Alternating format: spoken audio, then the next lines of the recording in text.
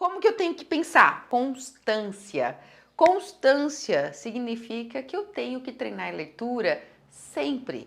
Não é um dia na semana, não é de vez em quando, é sempre. Enquanto mais eu tiver com contato com a escrita, com a simbologia musical, e quanto mais eu estiver me colocando para treinar, mais natural isso vai ficar. Como toda habilidade na vida, não só para a habilidade musical, né? Porque a leitura é uma das habilidades musicais. Tudo que a gente vai treinar que se refere a uma habilidade que nós precisamos desenvolver em qualquer área, nas atividades físicas, né, nos esportes, em qualquer área que você queira, a gente tem que treinar para ficar bom, não é? A música e a leitura de partituras é a mesma coisa, constância. Coloque a prática da leitura dentro da tua prática de estudo do instrumento. Isso é muito importante e isso se liga, se conecta a um segundo princípio: seleção de repertório próprio para a leitura musical.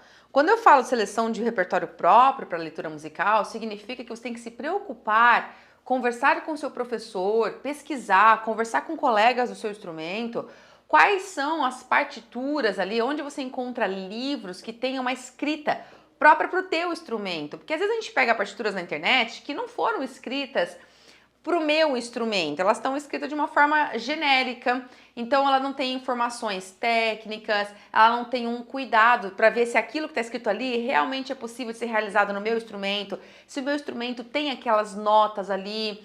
Porque veja, existe uma dúvida que eu já recebi várias vezes aqui no canal, que é a seguinte: Dani, a partitura é a mesma para qualquer instrumento? É. A forma de escrita é, mas as possibilidades do instrumento não. Então, de repente, aquela partitura, ela não se adequa para o seu instrumento.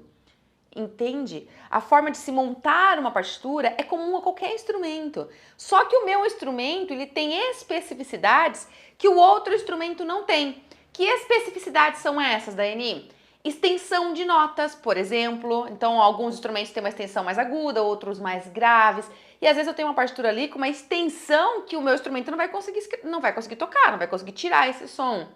Isso é uma característica. Outra questão é o tipo de escrita. Alguns instrumentos conseguem tocar mais de um som simultâneo. Então, quando tem várias notas escritas na vertical, empilhadas, formando uma harmonia, um acorde, alguns instrumentos conseguem, como por exemplo o piano consegue tocar várias notas simultaneamente, trazendo uma polifonia. Outros instrumentos não conseguem. Então, se for uma partitura polifônica, nem sempre o instrumento consegue produzir todas as notas. E aí você teria que ficar selecionando, vou tocar só essa, vou esquecer essas outras aqui. E aí você percebe que você está adaptando uma escrita genérica e ela não foi preparada para o seu instrumento, para as possibilidades do seu instrumento. Outra coisa específica, a técnica necessária para tocar o seu instrumento. Existem informações na partituras que são específicas. Que informações são essas? Informações técnicas. Por exemplo, os números. Às vezes vem números sobre as notas, ao lado das notinhas ali numa partitura.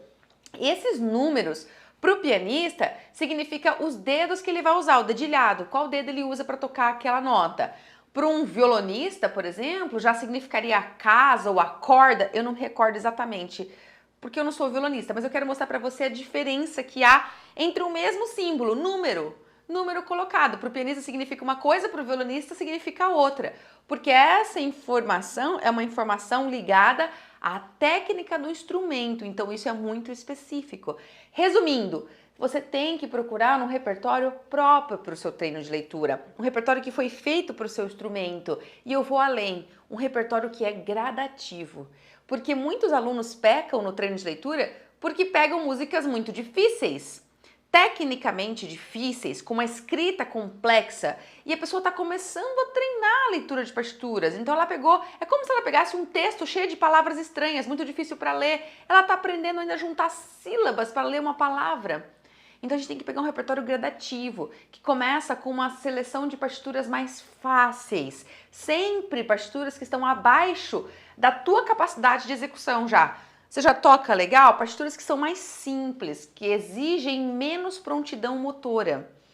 Esse repertório, ele tem que estar independente do teu repertório de estudo técnico instrumental.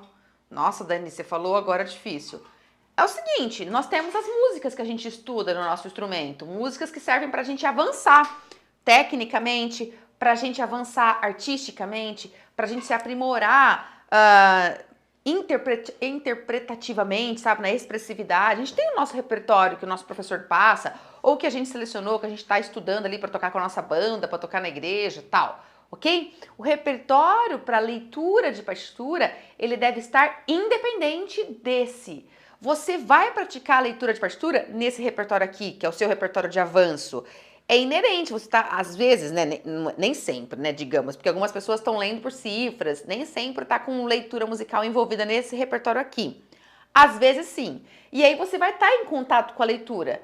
Ok, mas isso não é a mesma coisa de que você está fazendo um treinamento de leitura. Então o repertório tem que ser preparado, tem que ser selecionado, você tem que ter uma pasta, você tem que ter um método, um livro ali que você segue e que vai te dar a oportunidade de ter contato, mas de forma direcionada. Tá bom?